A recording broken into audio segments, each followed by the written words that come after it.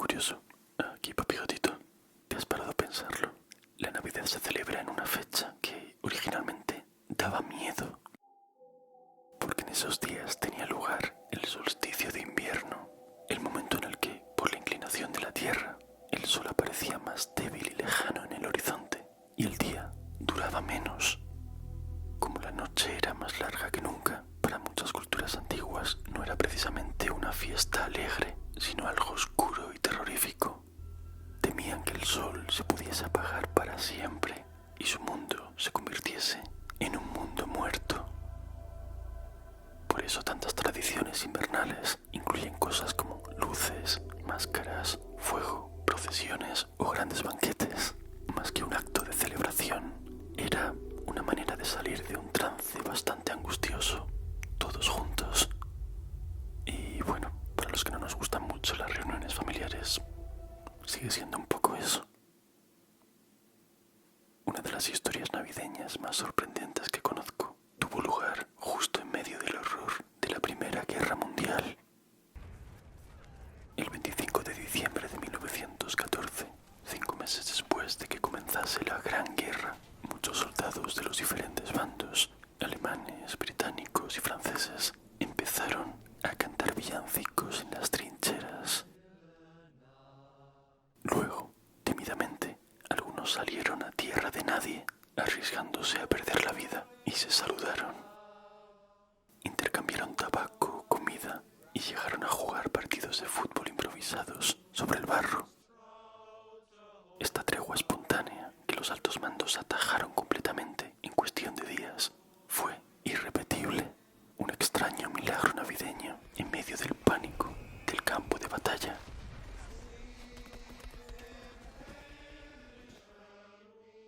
Luego hablaremos de Papá Noel, uno de los símbolos de la Navidad, pero ¿sabes que en muchos países existe una versión oscura y demoníaca de Santa? En los Alpes austriacos y bávaros, mientras San Nicolás premia a los niños buenos, su acompañante, Krampus, se encarga de los malos. Es mitad cabra, mitad demonio, tiene una lengua inquietantemente larga y se aparece en la noche del 5 al 6 de diciembre a los niños que han sido demasiado traviesos, asustándolos, azotándolos con varas de abedul y a veces llevándolos en un saco al inframundo. En ciertas regiones de Gales, en Navidad, puedes recibir la visita de un caballo fantasmal espeluznante. Forma parte de la tradición de la Mari Luid, procesiones improvisadas que mezclan folclore terrorífico tipo Halloween con algo así como batallas de rap galesas. El caballo espectral y sus acompañantes humanos van llamando de puerta en puerta, retando a los dueños de cada casa a un desafío de rimas musicales. Si ganan los dueños, se van de la casa, pero si ganan ellos, entran con gran estruendo, asustando a los niños y cantando villancicos a grito pelado. Y es costumbre agasajarlos con dulces o vino. Muy divertido, pero no me gustaría toparme en mitad de la noche galesa con una calavera de caballo flotando en la oscuridad. Solamente en Estados Unidos, casi 15.000 personas son atendidas cada año en urgencias por lesiones relacionadas con la decoración navideña. Caídas de escaleras, cortes con las bolas del árbol, incendios por las luces. Hablando del árbol de Navidad, si tienes uno, te aconsejo que lo riegues, porque un árbol seco, como se ve en este vídeo, arde todavía mejor que el papel de periódico. ¿Tú eres más de Santa Claus o de los Reyes Magos? Tanto en España como en varios países de Latinoamérica, como México o Argentina, muchas familias han adoptado la tradición anglosajona de Papá Noel, pero para otras siguen siendo Melchor, Gaspar y Baltasar los que llevan los regalos a los niños. Lo más curioso es que en la Biblia solamente un evangelio, el de Mateo, recoge la historia. Lo que dice es que unos magos o sabios llegan a Jerusalén guiados por una estrella que se detiene donde está el niño. No dice que fueran reyes, ni que tuvieran esos nombres, que son sospechosamente medievales. Y el número 3 lo deducimos simplemente porque Mateo escribe que le ofrecieron al recién nacido, oro, incienso y mirra, 3 regalos.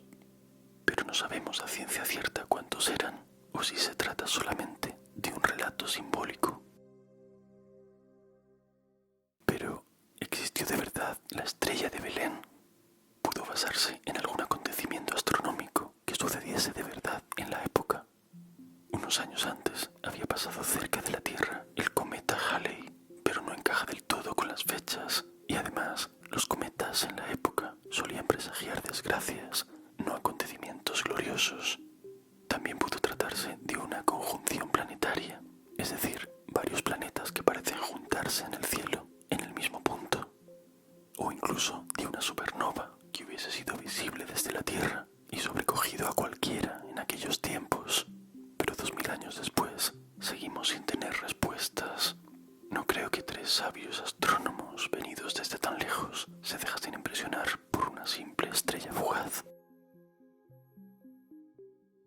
¿Y por qué celebramos la Navidad el día 25 de diciembre? La fecha de nacimiento de Jesús de Nazaret no se especifica en la Biblia ni en ninguna fuente histórica, y de hecho los primeros cristianos no celebraban su nacimiento, sino solamente su muerte y resurrección. Pero en el año 313, Constantino legaliza el cristianismo en todo el Imperio Romano, y en vez de borrar las tradiciones de Roma de un plumazo, decide incorporarlas a la nueva religión para que resultase más fácil de asimilar. La Navidad cristiana bebe directamente de 2 fiestas romanas: las Saturnales, un festival de jolgorios, regalos y banquetes en honor al dios Saturno, el mismo que devoraba a sus hijos, que se celebraba en el solsticio de invierno. Y por otro lado, el Sol Invictus, que tenía lugar el 25 de diciembre y festejaba que el sol volvía a alzarse en el cielo después de la noche más larga del año. Así que cada Navidad, en cierto modo, seguimos adorando a un dios caníbal y reviviendo un rito romano pagano desde la perspectiva de alguien que murió en la cruz. Todo bastante épico. En la Inglaterra victoriana era costumbre en Nochebuena reunirse alrededor del fuego para contar historias de fantasmas. De hecho, el mismo Charles Dickens se encargó de cimentar esa moda con su famoso cuento de Navidad. Un cuento de Navidad, sí, pero lleno de fantasmas. Otro escritor de la época, Jerome K. Jerome, dijo una vez: siempre que 5 o 6 angloparlantes nos juntamos junto al fuego en Nochebuena, empezamos a contarnos anécdotas de espectros. Nada nos satisface más en esta noche festiva que hablar de tumbas, cadáveres y sangre. Todas las adaptaciones de cuento de Navidad, incluyendo la de Disney de 2009, tienen un punto bastante tétrico y oscurillo.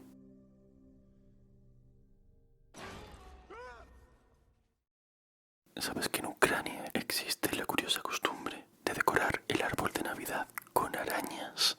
Y tiene un porqué. En una antigua leyenda ucraniana se cuenta la historia de una pobre viuda que no tenía dinero ni siquiera para decorar un pequeño árbol virrioso y poder contentar a sus hijos. Unas arañitas que vivían en la casa se enteraron y durante la noche del 24, mientras todos dormían, tejieron telarañas por todas las ramas. A la mañana siguiente, en Navidad, los primeros rayos del sol convirtieron las telas en hilos de oro y plata. Los adornos de espumillón que usamos actualmente son un homenaje a las telas de araña del cuento. 9 días antes de la Navidad de 1965, 2 astronautas que orbitaban la Tierra a más de 200 kilómetros de altura avisaron a la NASA de que estaban observando un objeto no identificado aproximándose a la Tierra. Decían que venía desde el norte en una trayectoria extraña, como si fuera a entrar en la atmósfera. Durante unos segundos, el silencio en la sala de control fue sepulcral. La misión ya había pasado por varios problemas críticos serios. ¿Qué demonios ocurría ahora? Entonces, la transmisión se rompió y lo que se oyó a continuación no fue una voz humana ni alienígena, sino un sonido de armónica y cascabeles. Concretamente, Jingle Bells. No había ningún ovni, era todo una broma navideña. Los 2 astronautas dijeron haber avistado el trineo de Claus entrando desde el Polo Norte. Eres de lo que no hay, Gemini 6. Pero no fue una payasada gratuita. Venían de completar una de las maniobras más tensas de toda la carrera espacial. El primer encuentro entre dos naves tripuladas en órbita dentro de la misión Gemini 6A. Al día siguiente hicieron esa broma desde el espacio para relajar tensiones. Curiosamente, su villancico fue la primera música interpretada desde el cosmos. Si estimamos que Santa Claus deja regalos en unos 100 millones de hogares con niños en una sola noche, eso significa que tiene que visitar unas 900 casas por segundo, aun aprovechando los usos horarios alrededor de todo el globo, lo que le da un tiempo total disponible de 31 horas. Sus renos y él deben viajar a una velocidad de 24,6 millones de kilómetros por hora. Eso es más o menos el 1,1% de la velocidad de la luz, mucho más rápido que cualquier nave espacial existente. En teoría, a esa velocidad, el aire delante de Papá Noel se comprimiría tanto que se calentaría hasta miles de grados y llegaría envuelto en una bola de fuego. Más que llegar volando y posarse en los tejados, caería como un meteorito.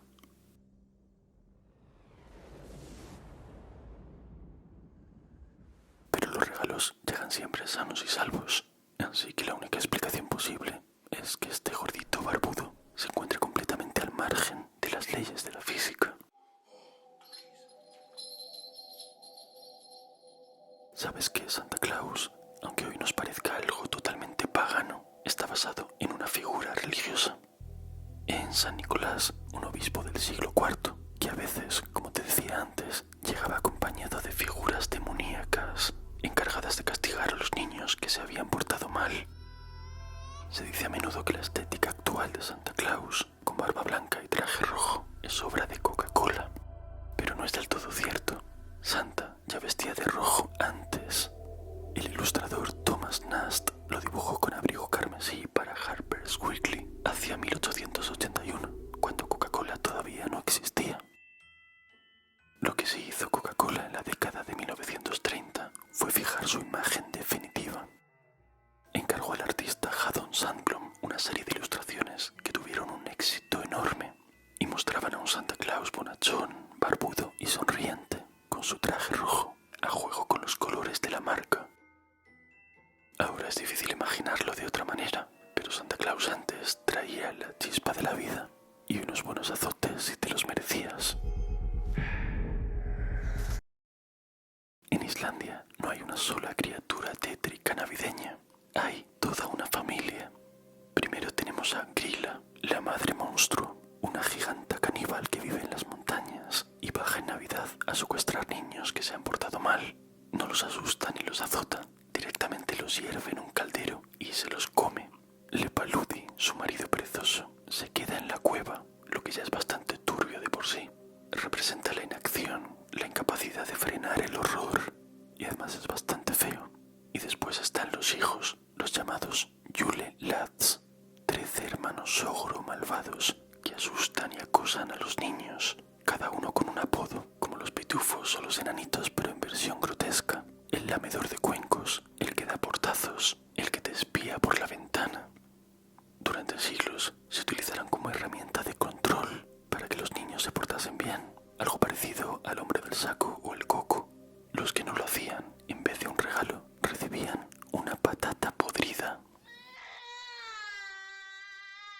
Mención aparte merece la mascota de esta familia disfuncional, el llamado gato de Yule o Jólakötturinn. Un gato enorme y perverso que vaga por el campo nevado durante la época navideña, comiéndose a la gente que no ha recibido ropa nueva en Navidad. Parece un criterio un poco raro para devorar a alguien, pero tiene su explicación. Esta tradición nació como una forma de motivar a los trabajadores textiles para que terminasen de procesar la lana del otoño antes de que llegase la Navidad. Los que trabajaban sin descanso recibían ropas nuevas de lana, pero aquellos que no seguirían con sus viejas ropas y correrían el riesgo de ser perseguidos y engullidos por el gato monstruoso.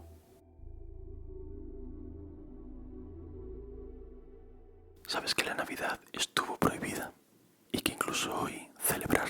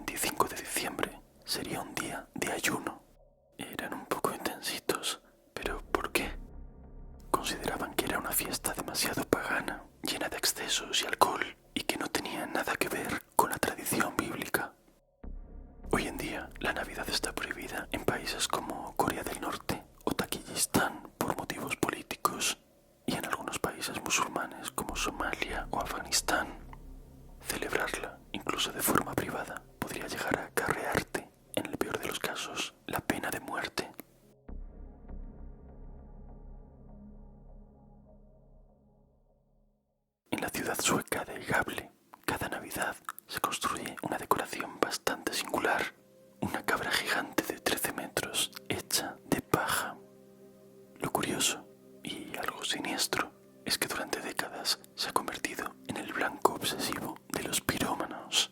Ha sido incendiada o destruida en 42 de los 59 años desde su primera aparición en 1966. A pesar de estar cercada por vallas y vigilada por guardias y cámaras, los vándalos han recurrido a métodos muy variopintos para prenderle fuego, desde disparar desde lejos con un arco y flechas incendiarias, a disfrazarse de Papá Noel para acercarse con un simple mechero. Incluso llegaron a planear un secuestro en helicóptero, pero salió mal. Prácticamente se ha vuelto un deporte nacional intentar quemar a la pobre cabra. ¿Y sabes que en Guatemala queman al diablo antes de Navidad? El 7 de diciembre, en la víspera del Día de la Inmaculada Concepción, los guatemaltecos limpian a fondo sus casas y sacan la basura y trastos viejos a la calle, formando una gran pila colectiva. Encima colocan una gigantesca efigie del diablo, generalmente un muñeco o piñata con cuernos. Al caer la noche, prenden fuego a todo el montón en una hoguera espectacular. Tengo que hacer eso con las cosas de mi ex. A finales de la Segunda Guerra Mundial, los servicios de inteligencia británicos y estadounidenses se aliaron para crear un regalito navideño muy especial, unas barajas de naipes. Iban destinadas a los prisioneros del castillo de Colditz, famoso por estar construido a prueba de fugas. Como parecían regalos inofensivos, pasaban los controles nazis sin levantar sospechas. Pero algunas de las barajas contenían naipes que, si se mojaban y se unían entre sí, revelaban mapas secretos y rutas detalladas para escapar no solo del castillo, sino de Alemania. Al menos 32 prisioneros usaron el mapa y consiguieron fugarse. Seguramente el mejor regalo de Navidad que recibieron en toda su vida. O al menos mejor que un jersey con renos. El pastel de fruta o pudín inglés es un clásico navideño en varios países de Latinoamérica, como Argentina, Uruguay o Chile. Este contundente bizcocho relleno de nueces y frutas confitadas tiene un contenido tan alto de azúcar y alcohol que puede conservarse durante décadas, literalmente. De hecho, existe el récord de un pudín de fruta que se mantuvo comestible durante 114 años, pasando por varias generaciones. Así que, cuando te sirvan una porción esta Navidad, ándate con ojo. No sabes por cuántas manos ha pasado, ni tampoco si alberga planes de sobrevivir a tu existencia. En el hemisferio sur, la Navidad cae en verano, así que el menú navideño puede ser bastante diferente dependiendo del lugar. En Argentina, por ejemplo, es tradición que los amigos y familias se junten para preparar asados y parrilladas al aire libre. En Sudáfrica, algunas familias degustan en estas fechas un plato bastante peculiar: orugas fritas de polilla emperador. Son todo un manjar allí, y aunque resulte raro, no es muy diferente de comer gambas fritas o langostinos, supongo. ¿Tú lo probarías? Por cierto, déjame en los comentarios qué se suele comer o cenar en tu país en Navidad. Siempre me gusta que me hablen de comida. El ballet del Cascanueces es uno de los grandes símbolos de la Navidad, al menos en Europa. La coreografía es todo hadas, fantasía y delicadeza, y la música de Tchaikovsky suena dulce y navideña a más no poder. Y sin embargo, está basado en un cuento muy oscuro y tétrico. Lo escribió Hoffman en 1816 y parece una pesadilla sacada de un videojuego de terror.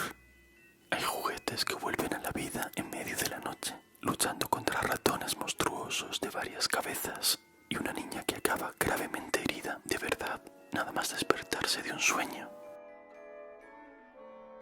El Cascanueces es en realidad un joven humano maldecido por una bruja, convertido para siempre en una criatura de madera, y la misma niña que intenta salvarlo acaba siendo reclamada por ese mundo de ultratumba en miniatura. Escalofriante.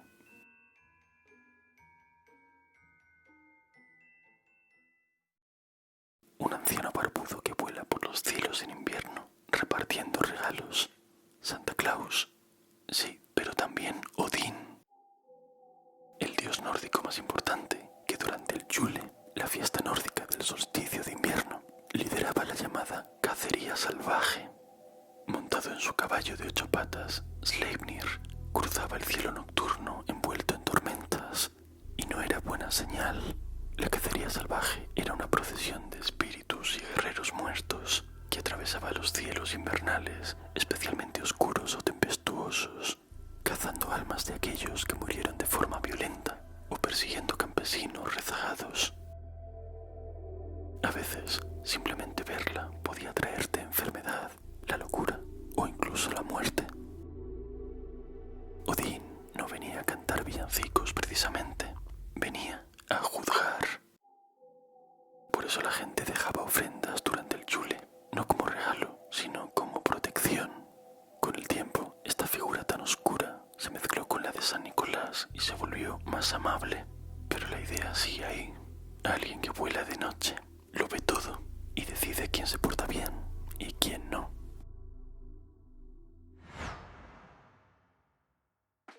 La noche del 24 de diciembre, antes de irse a dormir, los noruegos se dedican a esconder todas las escobas que tengan sueltas por sus casas. Parte de una superstición antigua que decía que, en la noche más oscura del año, brujas y criaturas sobrenaturales usaban las escobas como medio de transporte para sembrar el caos o robar. Esconderlas era una forma muy práctica y sencilla de frustrar sus maléficos planes y asegurarse de que no pudieran entrar a las casas volando. Con las rumbas era lo mismo. ¿Sabes que en Cataluña no es Papá Noel quien trae los regalos a los niños, sino un tronco con cara sonriente que literalmente los caga después de que le den una paliza? Suena incorrecto a varios niveles, pero es verdad. Se trata de la tradición del cagatío o tronco cagón. Los niños lo alimentan durante días con dulces. Cuando llega el día de Navidad lo golpean con palos y este supuestamente defeca regalos debajo de una manta. Es una rica y peculiar tradición que viene de antiguo, de cuando se quemaban troncos de madera para estar calientes en invierno y se consideraba que daba buena suerte abonar el campo con sus cenizas. Por eso también en los belenes catalanes suele haber, aparte de lo habitual, la Virgen y San José, el niño, la mula y el buey, un tipo con gorrito típico catalán haciendo sus necesidades, el llamado caganer. Parece que les gusta mucho el tema caca por alguna razón. Nos gusta mucho todas las cacas, cagar, todo esto, nos encanta a los catalanes. Si has llegado hasta aquí, deja en los comentarios la palabra budín. Muchas gracias por ser un michi curioso del canal y feliz Navidad. Un abrazo especial para Valentín Rodríguez, Maxi, Ángel Britius y Ariana Rincón por apoyar el canal siendo michis VIP. Y nos vemos en el próximo vídeo. Si habéis sobrevivido